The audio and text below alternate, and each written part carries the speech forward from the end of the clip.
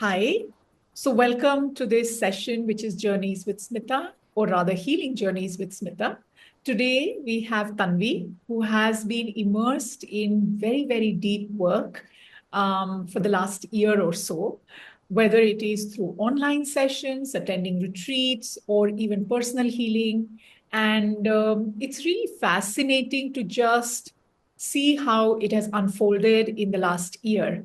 And so I'm absolutely honored to have her here today and to ask her about her journey so that we can get an insight and learn and probably pick up some things which may resonate with our own journey and some things that is there for us to take forward. So thank you so much, Tanvi, for being here. Over to you. I think how whatever you want to share, and then we will go ahead in the discussion. So thank you so much, Smita. I think thank you for inviting me, first of all. I think it's an honor to be invited you for this discussion. As you are aware, my initial reaction was like, okay, but I'm still in the journey. I don't know I'm there yet, but you showed that confidence in me. So I and you have been very much a part of that journey. You have been the anchor that I've held on to, and the launching pad rather that has helped who has helped me soar and then take my own course. So I am really grateful for everything that has unfolded in the last 1 year journey that I've been through, and I'm really excited to be a part of this discussion, and I hope that it makes a difference for people who are listening to us. Yeah, Tanvi, thank you so much because it is so interesting what you said that whatever has unfolded, when we start the journey, usually there is something which is not going okay, and at that time we don't know what will unfold. But when we look back from where we are today, and that's when we realize the distance we've covered. And so I do respect your hesitation, initial hesitation, and I hope I didn't over convince you, but I just felt that the journey is always ongoing. There is no date to it. In fact, I always wonder that whether there is a start date also to it or not, right? While there might be a conscious step that we've taken to do something, but otherwise it's we don't know when it started, right? And so I just feel that it is a lot that has happened in the last 1 year, and there is a huge transformation, so it'll be really nice to pause and just reflect. So it's actually just a reflection session, if we may say it. So my first question is, when and what made you start this specific phase of your healing, or however you define your healing journey? Right. So clearly, this is definitely a pause and reflection for me as well, and I'm so happy to do that along with you. So, my journey, my current journey, that's my healing journey, which I say consciously started like 13 months ago. So, around a year and a half or so, a little more than that, I was not in a very good mental, physical, and soulful state, so as to say so. My professional, personal relationship, life in general was going very dismal. It used to feel as if everything is working against me. The feelings were very conflicted most of the times, and these were having effect on me, even physically. I felt like I always was in a state of intense headache, body ache. I wasn't able to do anything, and couldn't sleep. So, and I knew internally that something needed to be done, but I didn't know how and what is to be done. And also, the other side of it was that I was not able to appreciate the good things in my life, which I knew, but I wasn't able to do that. So it had both aspects to it, and I was trying to do a lot of things. Somehow, those things I was not able to follow through, and I was not able to continue with those practices to bring it to the outcome that possibly I was expecting. And well, it was a huge coincidence that I came through a post of yours in LinkedIn which talked about toxic workplaces. And every word that you had written in it reverberated with me, and it just struck a chord somewhere.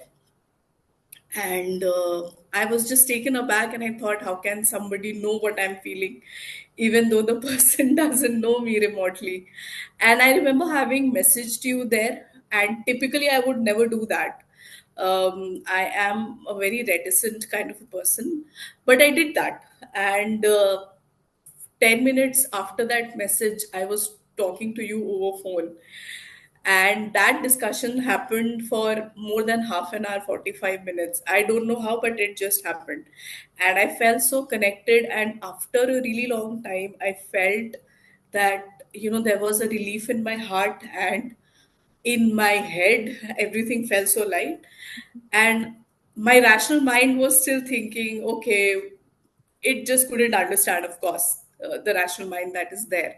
But the feeling inside was that, okay, this is the way out, maybe this is the way out. I don't know what's there in store. And thereafter, I think I latched on to that feeling. And the very first session immediately after that was a pranayam and meditation session that you were offering for a period of 15 days, and I signed up for it. Again, I did do some amount of meditation long back when I was in school, uh, preparing for my academics and competitive exams, probably. And it had been a long time since I even touched that aspect of it. But I took that leap of faith. I was like, okay, let me see. And yeah, and it really worked for me, because the first pranayam, it was very difficult. It was not easy. The first 2 3 days were very difficult, trying to sit in that posture. I remember I couldn't even fold my legs and sit still. And I don't know, but it made sense. Everything just made sense, and I could see the difference in the way that I was feeling, the way I would interact with myself and with others. And that's when I think I thought that, I should continue with this, in whatever way that it happens, and just see how it goes. And like I said, you were the anchor that I latched on to, and I did whatever I could do, whatever came my way. uh, and yes, that's how my journey started. Yeah, it's so, I think what I could sense from that message that you sent, because it doesn't happen very often that somebody's who you don't know sends you a message and you immediately get into a call and then you have such a long call. Even at my end, while I have a lot of conversations, but it was just so intuitive. The moment I saw that message from you, and it resonated even at my end. Yeah. Probably I've gone through toxic work experience myself, because the post came from my own past experience. It wasn't just a general post.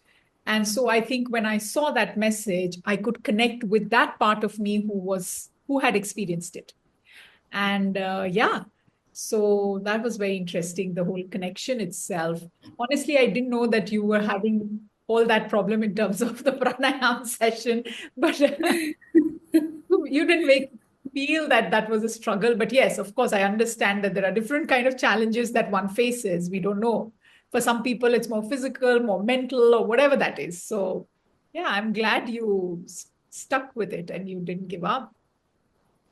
Okay, so that's really from the beginning. What about the healing sessions that attended, and how did you decide so quickly to come for the first retreat, which happened in June? And you Yeah. came all the way So, from Kolkata. Yeah. yeah. Yeah. So, I think during my pranayam and meditation session, I even the discomfort that I was going through, I didn't have to speak it out, because the way you conducted those sessions, you intuitively gave a way out. Because there were certain things. The biggest thing was that you said not to judge yourself, and to love and accept yourself the way you are right now, right here, and that was the starting point. And everything else that seemed like distraction, you said that, it's helping you. So you change the narrative, right? So entire thing, the narrative was getting changed, and so positively. And you also told about how to start doing a pranayam, both physically, mentally, and how to continue with it. So I think that really helped. And and it became very easy, somewhere I didn't have to put in that much effort. The only effort that I had to put in was to wake up at time and be ready in the morning for the session, but that was such an intrinsic motivation that I felt. So I think, so I did two such sessions with you, because after the first 15 sessions that I took in the first month, I could feel the difference in my personal and professional life there and there itself. Of course, there was so much to learn and keep up with. So I again re-enrolled in the month when it happened, because I wanted to be there. I wanted that group, that presence, and of course, you being there in person. Because I was not there yet. I knew that I needed someone to help me with it, to guide me with it. It would take some time for me before I could do it on my own. And even though we are in a world of social media where there is abundance of resources, uh, but yet we don't find the right thing, it's a very paradoxical way of life that we are leading, but Yes. that's the reality that we are in. I know. And at least my generation is also in, and we kind of have to navigate the best of both worlds, the Gen X and also that of the Gen Z. So I'm like being a millennium, I'm left nowhere. so yeah, so after I had done all of these pranayam sessions, in between there were also healing sessions that I had been a part of, that you had been offering during these couple of months.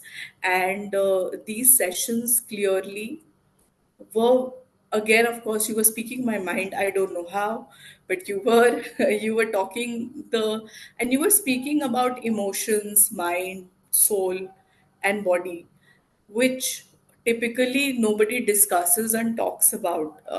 And emotions is something, mind is something that uh, people don't generally discuss about. The certain set of emotions that are looked down upon, and people shove it in some corner of their mind, body, their lives, Mm. and certain emotions that are always talked about.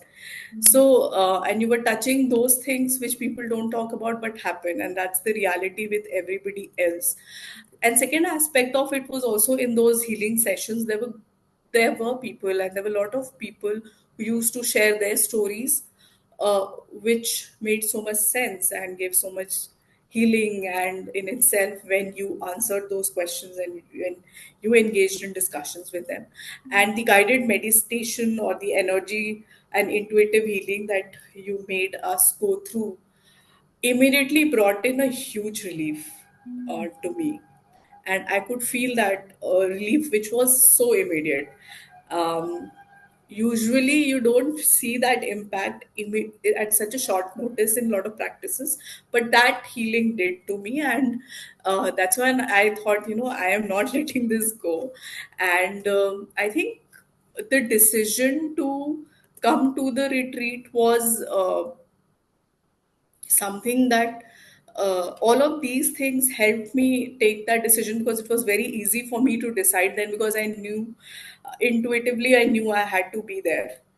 I didn't know what is going to happen initially, uh, but I just followed where my soul took me, because that is something which did not come intuitively to me at that point of time, because I would rationalize and think logically everything else. And this is what I was trying to do also, but then I said that no, this is something I want to do and I'll do. Let's figure it out.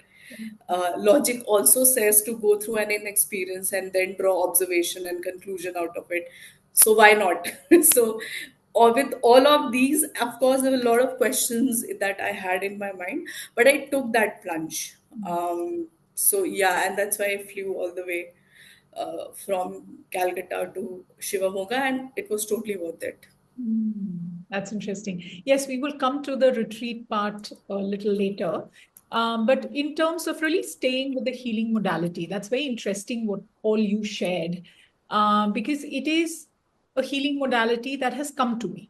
Like I haven't attended any training program for this healing modality.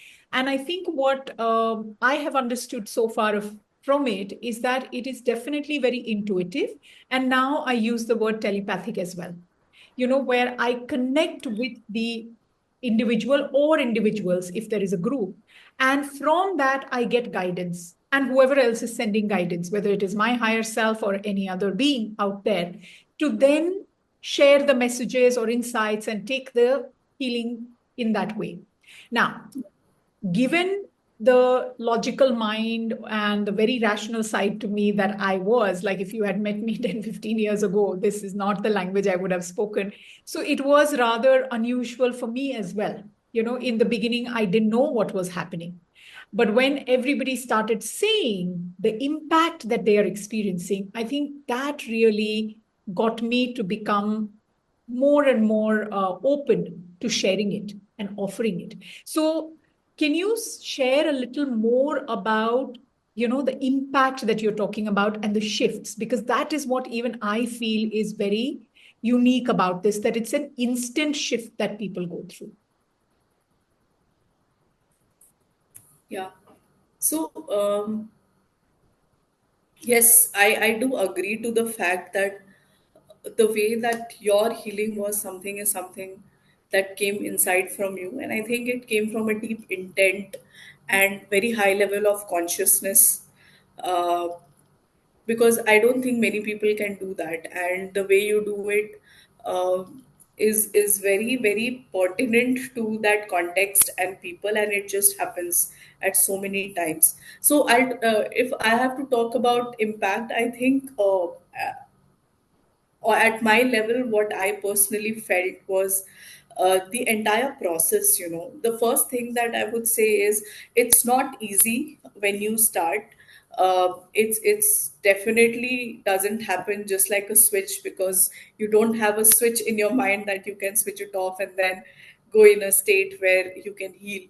But I think the first thing that really worked is that you start the process slow and you give people time, because when the body relaxes, the mind has to relax, which is another very difficult thing. And for me personally, when I had first done it, my mind would never sleep even when I was asleep. So it was very difficult to slow my mind. Forget about switching it off. Of course, it never would switch off. But slowing down of the mind and then of the body and giving rest to the body and saying that it's healing, and healing in a sense. So typically, healing would be seen that, oh, if you have an illness, you're healing from it. But this is not just an illness or anything. It's just that your body and your mind also needs break, also needs time to process everything that it has gone through in the past and it still is going through, which is left unprocessed over generations. And I think first step, of course, was calming all of that down, redefining the situation that you are in. So, second step that you brought in was that you said that it's okay wherever you are. Your situation doesn't have to be perfect, as long as you're able to come to a quiet place, lie down or sit down. So I think that was very. I felt it's very democratic. Like I don't need to be in a special place. I don't have to make a special arrangement. I just have to be present. So it was very easy that ways in figuring out when to how to do. Of course, I need to have the liberty of time in to be able to do it, and I think all of that you took care of, and everything fell into place. Then we went into a session of healing, and then it's basically uh, your mind is made to do something, to think about something, and that what you're thinking or you're imagining as guided by you is going to evoke emotions, which will be pleasant, which will be unpleasant, but you keep us through that. And at the end of it, there is definitely going to be a change, a shift. And I felt that shift from the beginning of the session to the end of the session. And I think One and lastly, one of the very important thing that I'll talk about is also the fact that you clearly told to accept whatever emotions that come up. No emotion is to be labeled good and bad, and the fact that you start with saying that I love and accept myself just the way I am, because a lot of times we struggle with that, and hence the conflict uh, it arises with that. So I think the way it happens, the entire sequence of it, uh, the flow of it, and not labeling the emotions and feelings that come out of it and during it, and the freedom to think and imagine the way you want to, because after some time, you have the freedom to choose the surrounding that you are in. You do give tell us how to go with it, but you can choose, you imagine, and you can think about any place, any higher being, any person who brings relief to you, something that at least I never did on a regular basis, no matter how much I wanted to do. And there would be so many instances where so many intense emotions would arise up, and I didn't know how to do that. So all these used to have an impact that definitely brought relief, because I felt that even if I'm going through very intense feeling during the healing session, if I have faced it, and there is a way that you make us go through it, it'll have a very positive impact because you give it an outlet and you just accept it and you just embrace it. Sometimes that is, most of the times, that's more than enough.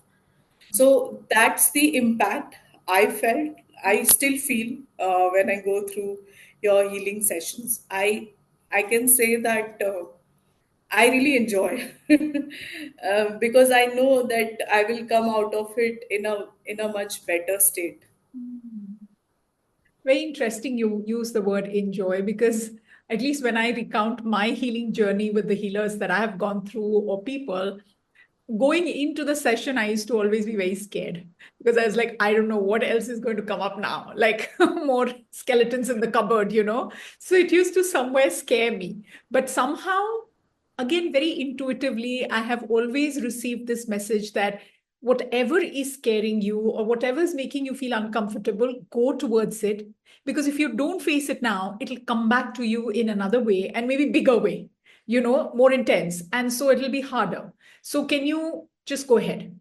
And yes, after the healing session, depending on what modality and what I was going through, there is a shift that you experience, sometimes immediate and sometimes it takes its own time, right? So that's very interesting you share that. But another thing that came to me as a question is that, you know, oftentimes people who are very rational or who haven't been in touch with a lot of emotions, to then get into something like this, which is so emotional, just emotional, you know, everything about it is emotion driven. What was that link for you? How did that link get established? Because I feel you very quickly jumped from first conversation to whatever else and today. So I really think that I had been waiting for you, Smita, for a really long time.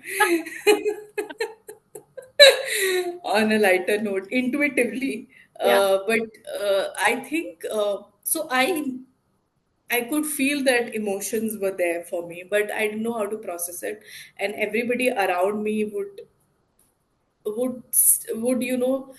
put a label to it as it's not a good thing, like you always have to be in a happy or a joyful state.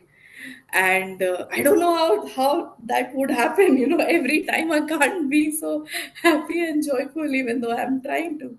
So there is a the conflict arises then, right? And nobody teaches us emotions, right? Like in school, who teaches us emotions?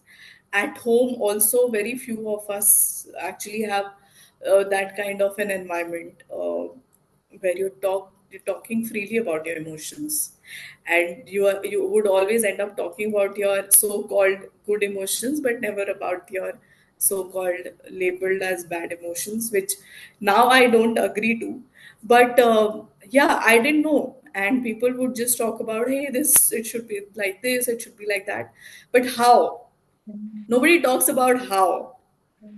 So to my rational mind, I think uh, whenever I was trying something, for me, I need to know why something is happening and what is the sequence of events that would happen, and why will that make sense, why will that not make sense, because that's how I've been, and I have grown up, and 35 years I've been like that. So it was definitely there. And then for me,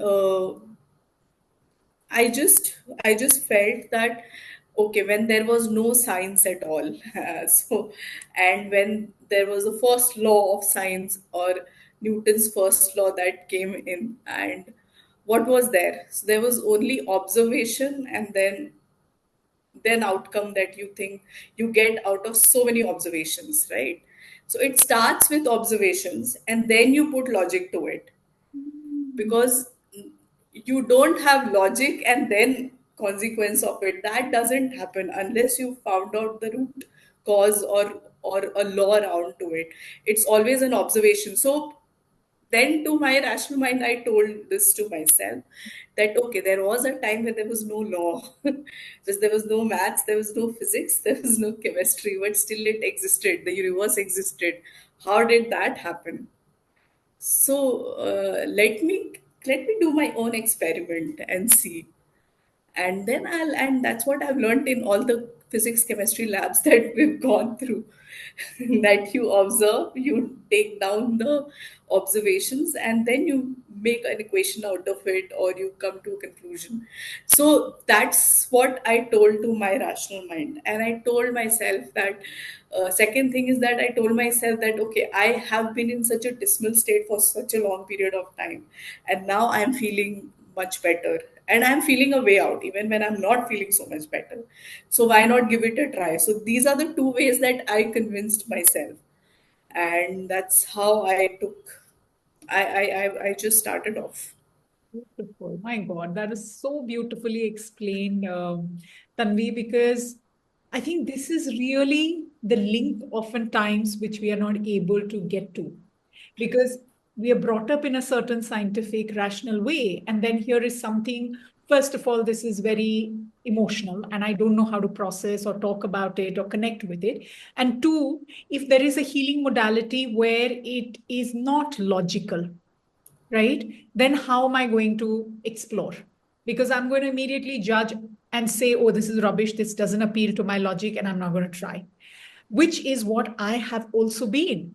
And like you said, very similar that, depending on the situation I was in and the context I was in, and if there were things that I had already tried, and when it didn't work or didn't work to the level that I wanted, that is when I started allowing myself to explore, which you're saying experiment, or the other word observe, because that's what I always tell people, that do not leave your discerning mind, not judging, discerning mind, because we have been given that capability. And even in spirituality, there is a very significant role of discernment.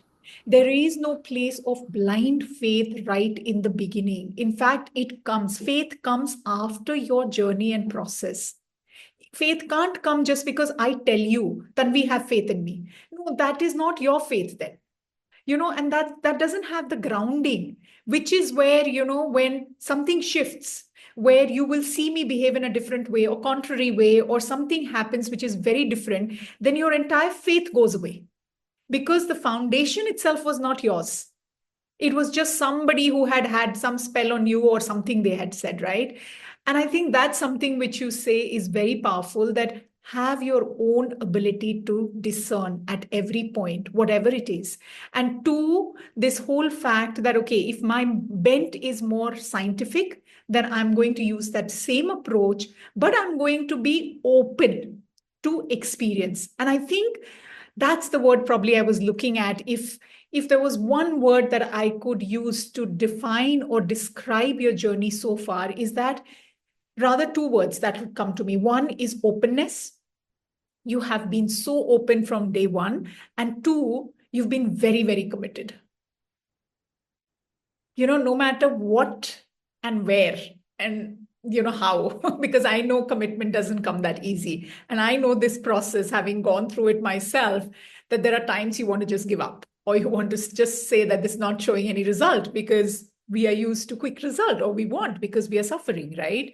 And I think you have stayed both. So absolutely, congratulations, really, because it takes a lot to be open, because you are being vulnerable, no? You don't know the outcome. You don't know whether it'll meet your needs and what you're going into.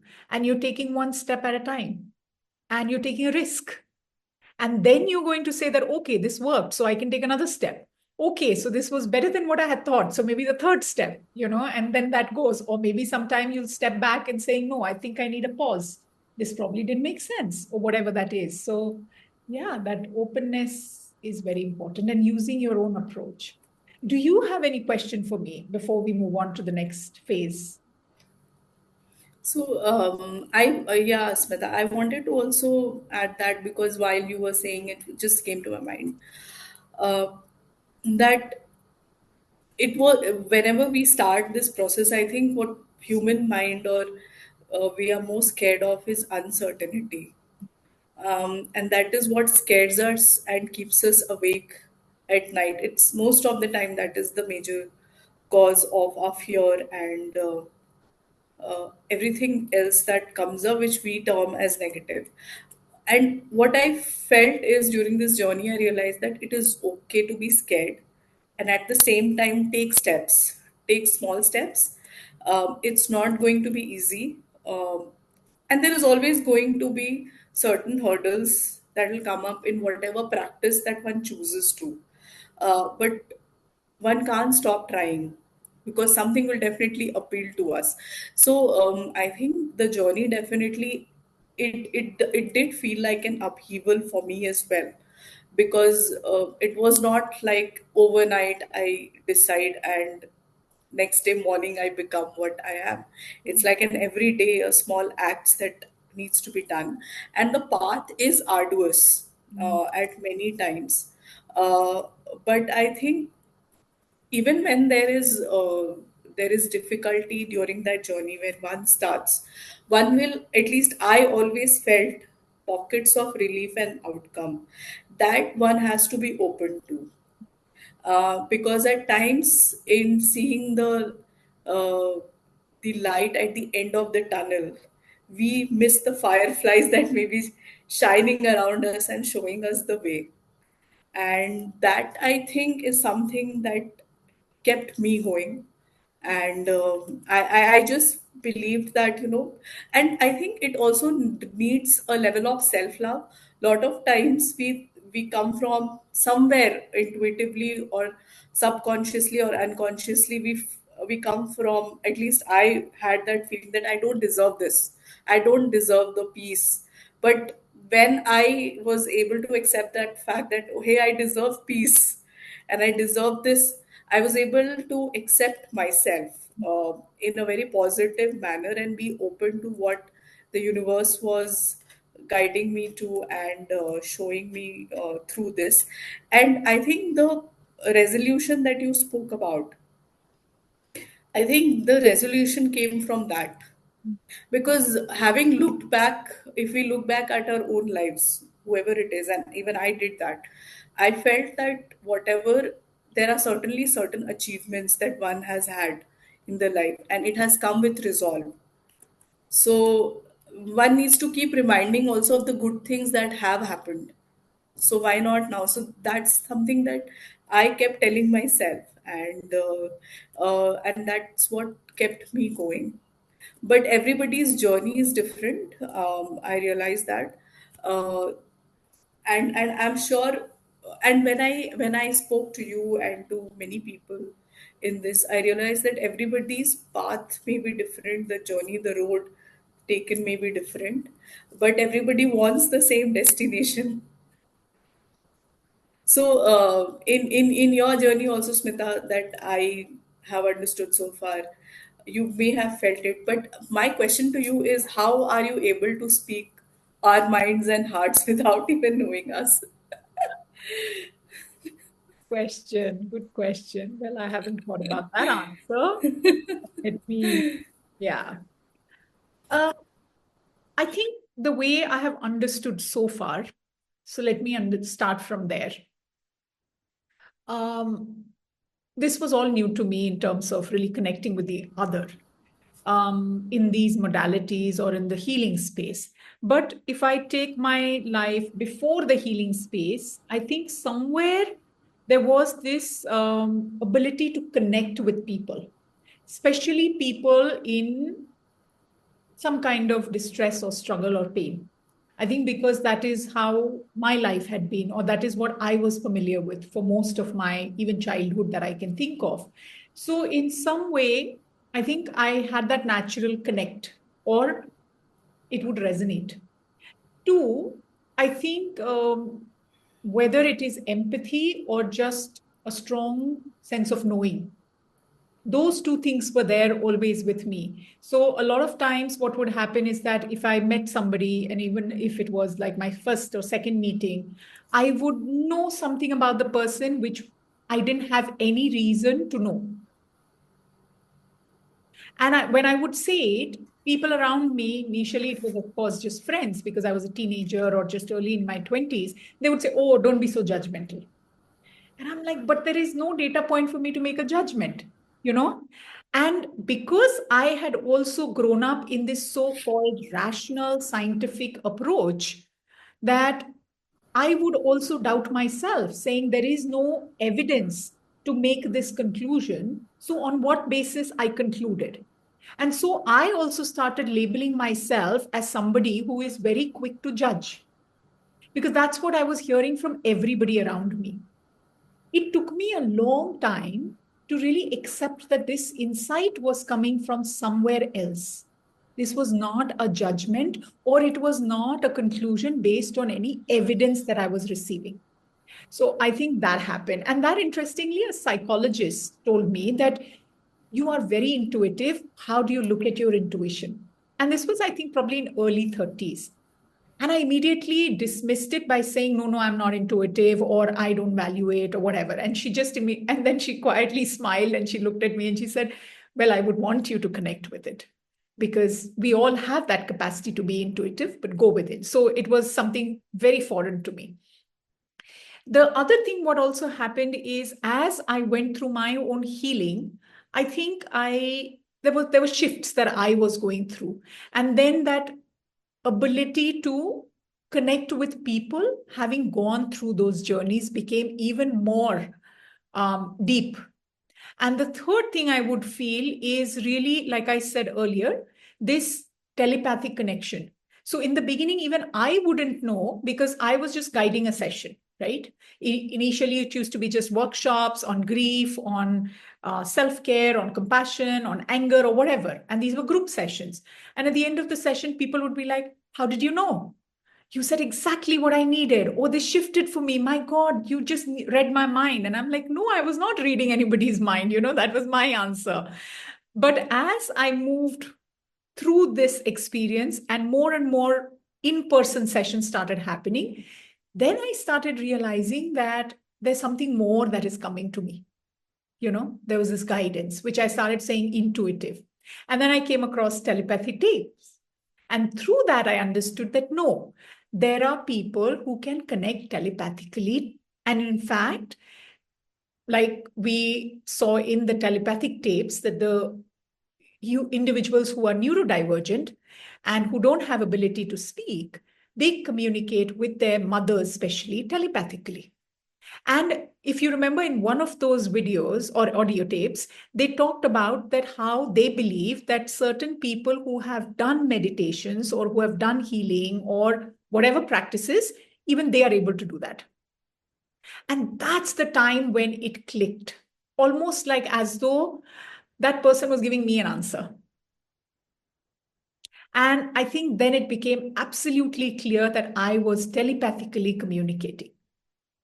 So your higher self or yourself, so if it was just this realm that, okay, what challenges you were going through, say, for example, at your toxic workplace, It was through that I was communicating. But the healing part of it, I think it comes from a part where I connect with your higher self. And that is when I know that, okay, what is it that you would need? And what is it that you want me to walk you through in that session? Like just yesterday, somebody was telling me, some conversation happened with this person who has also been with me for a long time, that I struggled in some relationship. And then they came to a point where there is lot more compassion and empathy and whatever. And they were telling me that, can you believe that it took me a year to shift from immense anger to this compassion for this person? And so I turned around and I said, well, in one of the sessions long time ago, I had this thing that in one of the lifetimes, the roles were opposite, where today you feel this person inflicted pain on you, and the other lifetime you inflicted pain on the other person. And so this person immediately turned around and said, why didn't you tell me at that time? And I'm like, well, because, the time was not right. And the person was like, no, but you should have told me because then I would have understood and processed it differently. I said, then would you have allowed your anger to come up the way it came? Would you have felt anger the way you felt? And they said, no. I said, that's exactly. So there is your higher self that is guiding me, saying, don't tell this information right now. But when this person said that, no, I have shifted to compassion, then I was like, okay, now the person's ready to hear this. And so it becomes a different thing. So I think, yeah, that would be a long answer to your question. That probably that's how I find out. Okay. So I'm Yeah, just, but a very pertinent one, because I remember um, having asked you this question also multiple times, like, because I used to think about it, that how is it possible? Because I think one of the way also that, at least for me personally, that this question probably comes up is that we have a lot of expectations attached, not only with ourselves but with the relationships around us, whether it is with our parents or with our intimate partners. And there are certain, we expect a lot out of them at times. And and during my healing journey, I realized that everybody is in a journey, right? And sometimes you just have to let go and let things happen, because having some amount of mystery is also good. and and not everything has to be perfect. So I think I also learned during this time of my journey, is that it's okay to be imperfect but be consistent, because not everything has to be in place and perfect all the time. It's okay to make mistakes but still be consistent. And a lot of times we blame our relationships, you don't understand me, you should have understood me, because we have a lot of expectations out of them. And at times it is not their fault that they don't understand. It's their journey also. And it's possible that somebody else understands you better, and it's okay, uh, because your parents or your partners will understand you in something else that you don't even realize. So, when you talk about this, and I really can understand from the example that you gave, about somebody having a totally different perspective on the same relationship after a year or so. I think even I experienced it after I went through this healing journey, because, like you said, when you heal, you also heal people around you, even when you don't know. And that is something even I experienced. So yes, another major reason to be a part of this journey. isn't that wonderful that you didn't even expect? And I think that's really important, that you didn't expect anybody else to change. You came into the healing journey because you needed respite. You need Yes, some relief from your context that you were going through, largely here. yes, And as you start healing, you find that people around you are also shifting. They're either to- becoming more open, more understanding, softer, gentler, and suddenly you're like, what is happening? And then you stop and you reflect, you're like, okay, maybe. And you didn't try.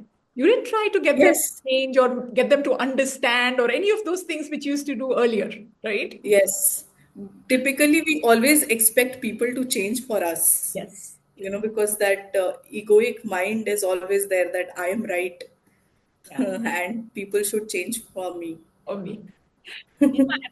And I think that is really like whoever we read, any of the wise ones, their books or their lessons, teachings, everybody has just been saying that let go of the expectations. Yeah, The suffering comes from there.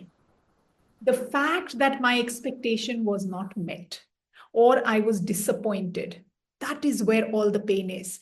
But the moment we start releasing those expectations, I think whatever comes our way becomes a pleasant surprise. And yeah, absolutely. takes a lot of safety within and security, because like you were saying at one point, that uncertainty is the one that causes most of the stress and anxiety, right? So we haven't been brought up to live in an uncertain world and with unknown outcomes. We want to know everything even before we jump into it. Even before we reach the destination, we want to know what the destination has for me, right? And so relationships become even more tricky when we start saying that, no, I need to know and I want, these are my expectations and they all have to be met. But it doesn't work like that, you know? And the moment we start finding a sense of safety here, and you connect to some part of you, like you said, you start loving yourself a little bit more, accepting yourself a little bit more. And that is when you start loving and accepting the other person a little bit more. I feel it happens just like that mirroring, that I accepted my failures. I accepted my kinks. I accepted my whatever, mistakes that I've made in life. So then when I meet somebody else, I am becoming a little softer because, okay, if I have done this, then I can accept that you have also, like I had an outburst sometime back, or I reacted in a way that I was not happy about. And then I see somebody else react today. So I think that is really very powerful what you shared. The other question to me is about your retreats. Because in India so far, I have done 3 retreats, and the fourth one was with an organization. So out of these three, there were two specific kind. One was this 3-day retreat that you attended in Shivmoga, and the other one that I did recently in February, which was 5 days retreat, very deep. And you attended both, and that again very it was a pleasant surprise that you came for both, which was really nice. And so I thought it would be important for me to understand from you that how was your experience of the retreat, and what is it that you feel has shifted versus the other things that you have been doing, which is online and different things through. Yeah. Yeah. So I will first talk about the climax, a teaser about what happened after the retreat. So, both the retreats, if I have to use a word, a single word that I felt after having gone through, it's blissful. And it was not so when I started with the retreat, because again, lot of questions and not in a very good state of mind. Everything was there. Uh, and but when I left, my soul was stirred, and I felt like there are a lot of doors of possibilities, immense possibilities that have opened, whether it was in my personal life or in my professional life or life in general, Um, and I really felt like I was like a protagonist of my own movie, and the movie was on self discovery and transformation after both of these retreats, and that's how I would describe how I felt. And deciding about whether to go for the second retreat or not was very easy decision. I was all up for it because I'd experienced that in my very first retreat, and I also knew there is a lot to learn. um, so I knew that I have just scratched the surface after I came back from my first retreat in Shivamoga, and I knew that there is more to it. And what better that the second retreat was a 5 days comprehensive retreat in a way. Uh, Now I'll just talk about how it was different from the online experience and the offline, because I've also done the online course with you, Smita. Uh, uh, a very comprehensive 1 month. Actually, it was more than a month. It was a 5 weeks course that I did with you, and then the two retreats that I did. Um, of course, it goes without saying that you put your heart out in planning the retreats, because it comes from a high level of consciousness and very deep intent to heal people. And that's why the outcome of it is beyond expectations. And for me and everybody that I was there in both the retreats, I felt so, I could feel so. And with me, of course, the outcome was beyond expectation. um, what really helped me, okay, so I think you had used three words to describe the last retreat. It was the people, the practice, the place. And I will add two more things to it: the palette and the presence. So, both the retreats were like in the lap of nature, very beautiful places, fresh air, fresh food, of fresh mindset. And I think the minute you step into that ambience, things just shift immediately. I think the work starts when you land or reach that place.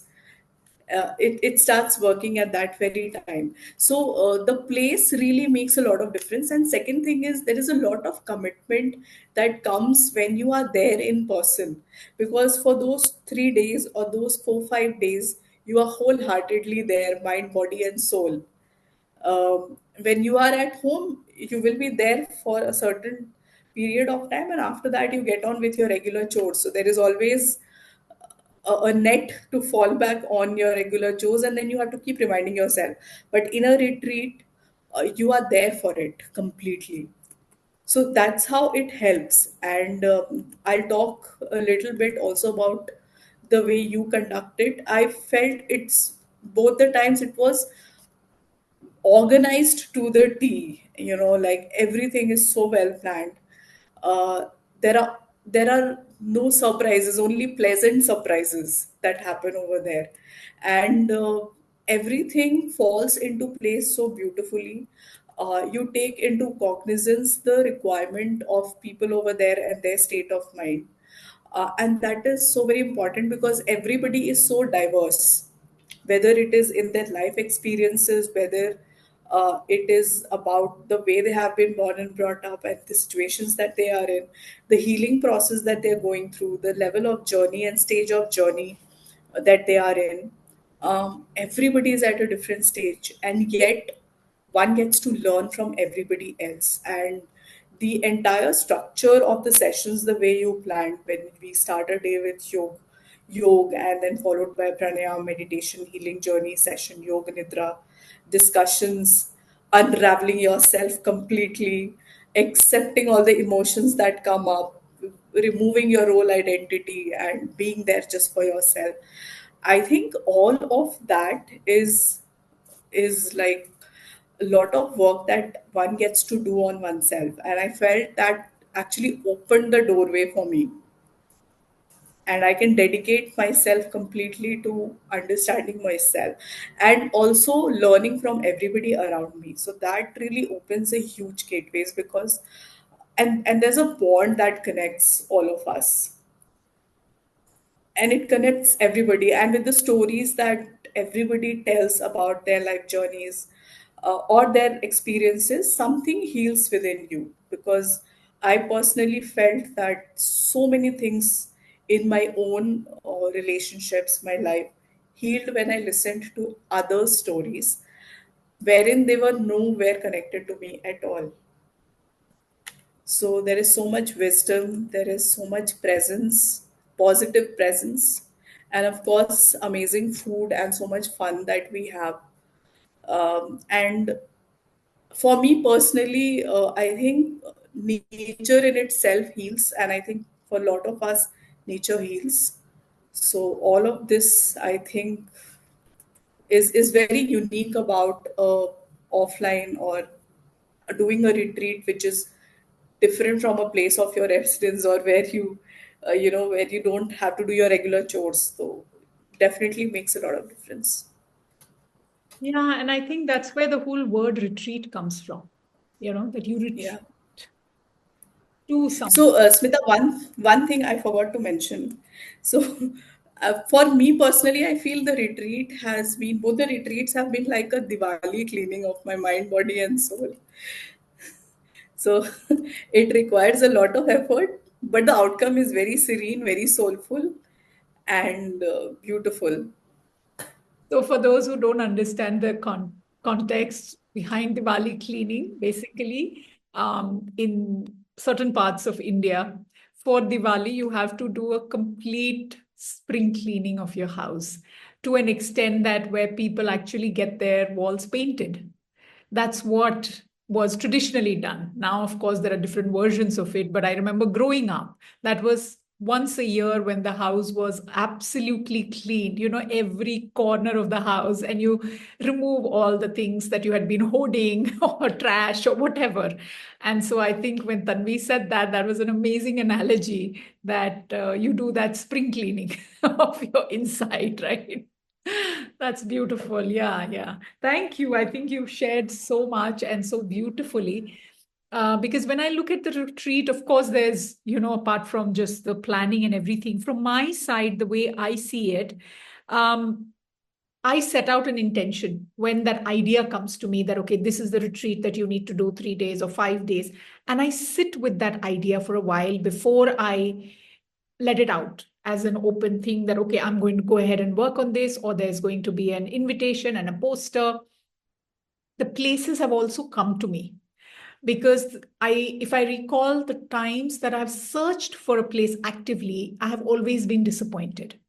So somehow or the other, that intention that you have set out, somebody will come in your life and we'll talk about the place, and then you explore and you visit and all of that happens. So I connect with the people and the energy of the place. But when I actually share the retreat in the social media, because now that's the way we communicate, I also send out this intention that whoever is meant to and whoever is aligned with this, please come. So far, numbers have not been the criteria, and I would hope that never the number is a driving force. In the 3 day retreat, we had 10 or 11 people, and in the 5 day retreat, we had 6 people. But everybody was there as though they were meant to be. And you cannot imagine it without that person. And especially the 5 day retreat, because I knew it was going to be very intense. The same thing. You were really going in the depth of your own being. And those 6 people did such justice to it that everybody did the real work. You could feel that nobody was just avoiding or being dismissive or evasive or whatever. Whether it was just to listen while the other person was talking, or whether to talk when they needed to talk, or just to be. And it just became like everybody was hanging out together, even if there was a free time. You could do your own stuff, which some people did at times, but otherwise mainly everybody was together. So I think that connection and the bond is so beautiful, because somewhere you also had set out that intention and then it matched. And so then all of us came together to that retreat. And I think that to me is always very special, that how certain people come together. And oftentimes you don't know each other. Very rarely you know somebody else. So yeah, thank you. Thank you for sharing so much.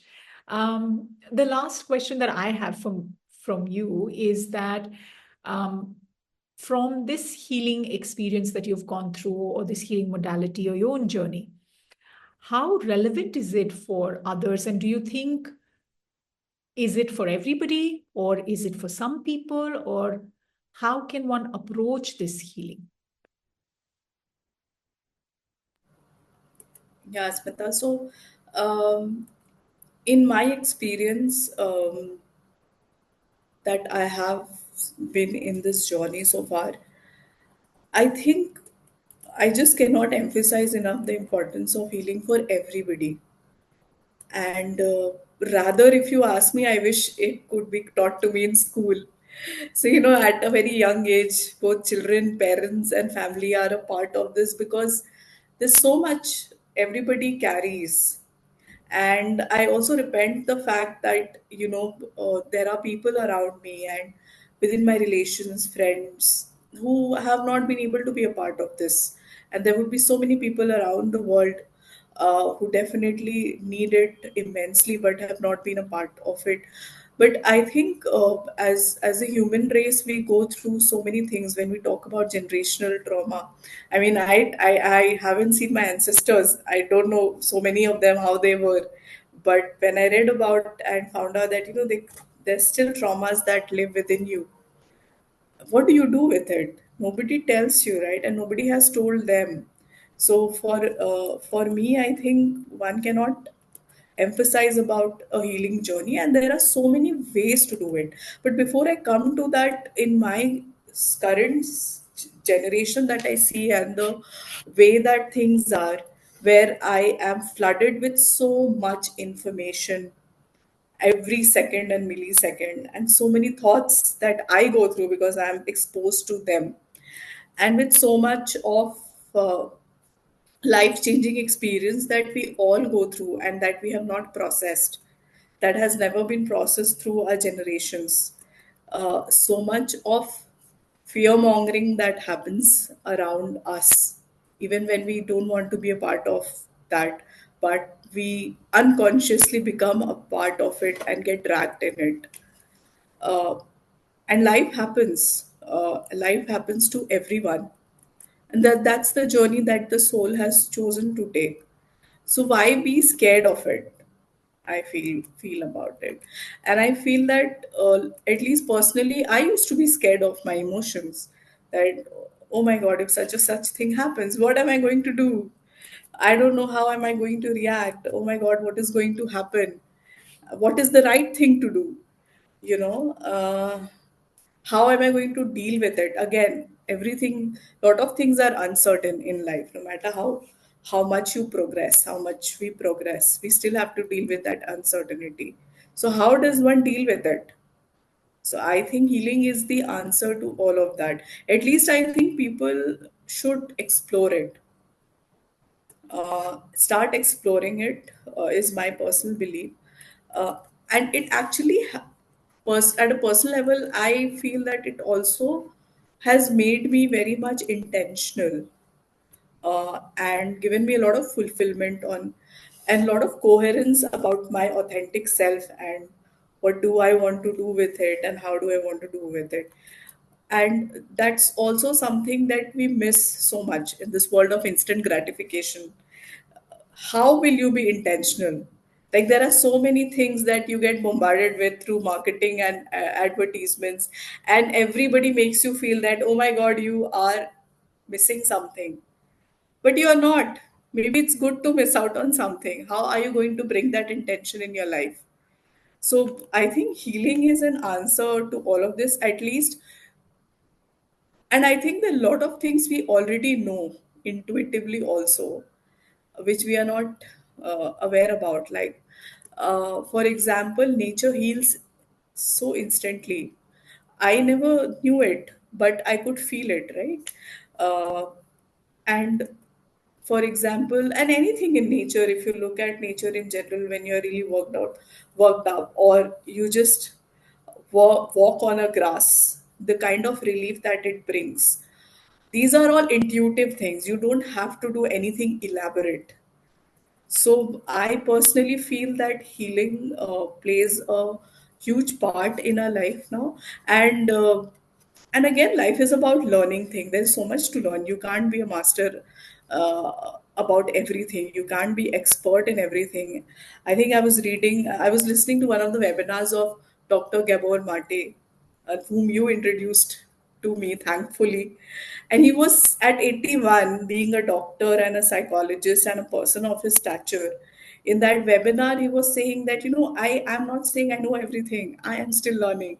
And I was like, if he still thinks that, he says that maybe I'm a little more mature than when I was 80. So why not? Healing is going to bring that anchor to our life. That's what I feel. Wow, there was so much wisdom there. I am still like absorbing it. It was so beautifully shared. And one thing that really has struck out is this thing that you keep talking about, where the soul has taken the journey and so taken this life form to experience something. So what, I don't know. So what, it may not turn out that way, but I want to try. And I think it always takes me to that point where, as though you have got a cushion here, inside, where you feel that it's all right that I will take this jump. It is all right that I will take this leap, because I know there is something there that will hold me. That sense of safety. And that's something so beautiful, because it is coming from somewhere else. It's not coming from a logical mind when you say that, all of the stuff that you've shared, and that has really, it has touched wherever it is coming from. It is touching that part, which is why my mind is also like, okay, I don't know, but it's wow. It's just so amazing. Yeah, yeah, it is. And recently this has been coming to me, whether it is as messages or my own life experiences, that, you know, this pause, to just be in the moment. It's all right, where you said it's okay to not know everything. It is okay to not experience everything. It's all right to not know what and how it'll end. It's fine. Can you just right now enjoy? And in a way, it is such a relief that we are shielded from so much of information, because the brain can only process so much, no? And so, yeah, it's so beautiful to then hear that, whether we talk about it as healing or we talk about it as a spiritual journey, whatever it is, I feel the two go together. One cannot happen without the other. For me, whether there were parts of it that came in because I wanted healing, or the parts of it came in because I went into this yoga journey, and then through that healing happened, and through that something else happened. It just so intertwined, but it really makes a big difference to have that as an anchor. Because then, whatever is happening around you, no matter how chaotic, uncertain, or unpleasant it is, you can come back to this center. Even if you get agitated, upset, frustrated, you still have something to fall back upon, as though this becomes your safety net. Yeah, and Smita, it is so difficult to achieve is something. It's something that doesn't happen overnight. To become an observer, to come back to your centered self, and I think I'm still in that journey. And whatever I've spoken is my experience that I've had, and there are certain tools which enable us to do that. We have to keep doing it. We have to keep reminding, and it's okay when you are not able to come become centered also. And that's something I've learned through your sessions as well, wherein things may not go as planned, but it's okay. It's okay, maybe there is something better which we are not aware of. So I think one has to accept our feelings, and like you say, feel the feelings, and keep be consistent, and I think it'll come, it'll happen. Yeah, and that just feels like such a right note to end, that, just keep at it. Whatever it is, just keep going. And yeah, it's okay to not be okay. And this toxic positivity that has also been around, which puts extra pressure on people, to then be a certain way. Because I have always felt that, like in meditation, and you will connect with that, that there are moments you're connected to your breath and you go deeper, but there are moments you drift away. But the beauty is the moment you realize that you've drifted away, instead of cursing yourself and punishing yourself that, oh, I got drifted away. Why not that that moment be the wake up? Oh my God, I'm awake. It's like that. Wow, I'm awake. Start again. And I think Really, that has been one of the biggest thing. If I look back at so many years of being on this journey, that you keep coming back again and again. You go out, you have some experience, something that maybe is still telling you that there is work to be done. You come back, you get up, you come back. Yeah. And I like what you had said earlier, that the soul chose this lifetime and this for certain reasons. So go ahead, have fun. Why not just bring that element of fun a little bit rather than think of it as, oh my God, like everything is suffering, everything is burdensome. No, it can be a fun ride, just the switch how we look at it. Thank you so much, Tanvi. This was absolutely a delight, a pleasure, really. Thank you. Pleasure is all mine, Smita. Thank you so much. It was a very heartwarming discussion and really enjoyed. And I hope everything that I've said has come out of experience. I hope it strikes a chord with someone and helps them. Absolutely. I think that's really the intent, because I just feel that, there are so many of us who are going through this on a day to day basis. And it'll be lovely for people who are also wondering what it is and where to start, what to do. They'll find some answers or some cues which will take them to whatever is the answer that they're looking for.